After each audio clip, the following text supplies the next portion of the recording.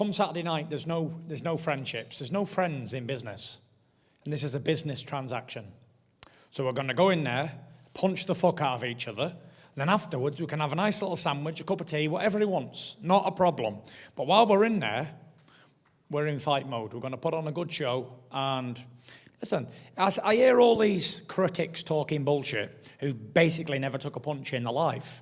But in a 2-horse race, never underestimate anybody, because anything can go wrong. And as we've seen many, many times in the past, when champions overlook their opponents and think, you know what, I'm thinking about other names and thinking about other big fights, and then you got the opponent training away nice and steadily under no pressure, goes in there and knocks the motherfucker out. Seen it time and time again.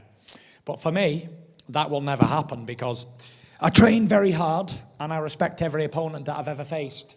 I give 110% every time I'm in the gym. I put in 9 weeks of training for this fight. I've never had sex for 6 weeks. I want to come in there like a ramping rabbit. You don't. And I want to just put on a good show. You know, Derek's going to come and knock me out, and I'm going to come and try and knock him out. So there we are. It's going to be on like Donkey Kong. There's a lack of names in the division. There's plenty of depth in the division. There's 1,000 heavyweights in the world, but there's lack of household names.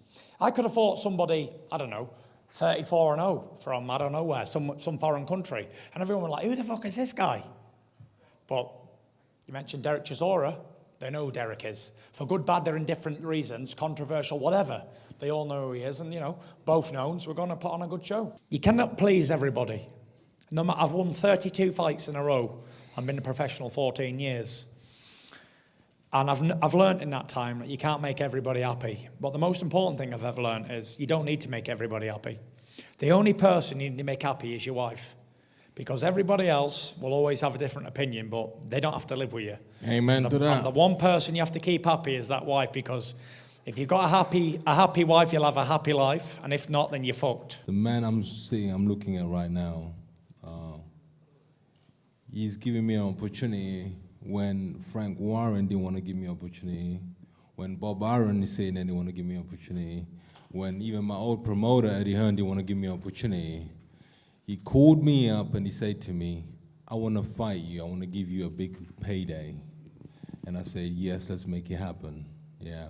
And then for me to sit here and try and talk shit and try and say so many bad things about this man who's actually giving me food on the table for my kids, I cannot. Do you understand? Yeah?